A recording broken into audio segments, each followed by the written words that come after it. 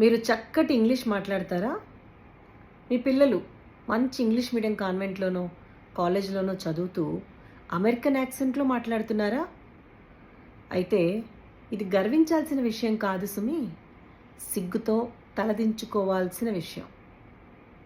అవును, మీరు సిగ్గుపడాల్సిన రోజు ఎంతో దూరంలో లేదు.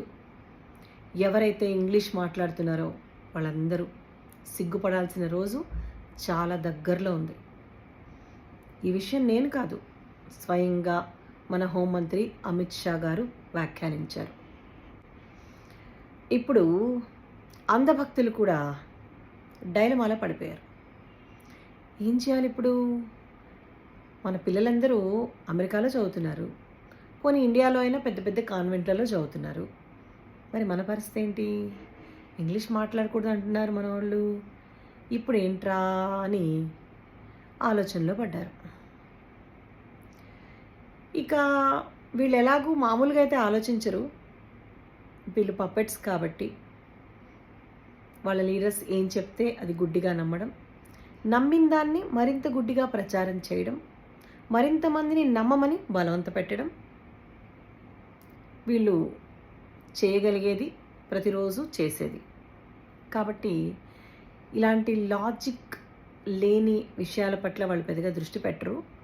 బట్ ఇప్పుడు తమ దాకా వచ్చింది కాబట్టి ఏమో కొంచెం ఆలోచించే అవకాశం ఏదో ఉన్నట్టు కనిపిస్తోంది నాకు. ఒక రకంగా వాళ్ళు ఆలోచించడం అంటూ జరిగితే కనుక మనకి మంచి రోజులు వచ్చినట్టే. ఇప్పుడు దేశంలో ఉన్నటువంటి ఈ గడ్డు పరిస్థితులకి కారణమే ఈ అంధభక్తులు.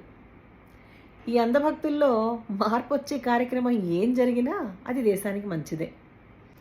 ఈ వృద్ధులంతా దేశ పరిపాలన పగ్గాలని చేతుల్లో పెట్టుకుని ఒక సర్కస్ రింగ్ మాస్టర్స్ ఎలా అయితే ఉంటారో అలా గారడి మాటలతో, గారడి చేష్టలతో టైంపాస్ చేసి ఎంటర్టైన్ చేసే కార్యక్రమం 11 ఏళ్లుగా చేస్తున్నారు. ఎందుకు చేస్తున్నారు అలాగా అంటే, మనం అలాంటి వాళ్ళని ఎంచుకున్నాం కాబట్టి. ఇంతకాలం కులాలతో వేరు చేశారు, మతాలతో వేరు చేశారు, ఇప్పుడు భాషను పట్టుకున్నారు. వీళ్ళ మతం కాని వాళ్ళ మీద వీళ్ళకి పగ, వీళ్ళకు రాని భాష కాబట్టి వీళ్ళకు పగ. అలా మాట్లాడితే వీళ్ళకి ఏ భాష రాదు. హిందీ హిందీ హిందీ అని మాట్లాడే వీళ్ళకి హిందీయే రాదు.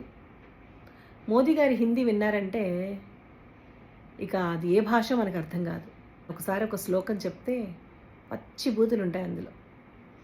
ఇక ఆయన మాట్లాడే ఇంగ్లీష్ అయితే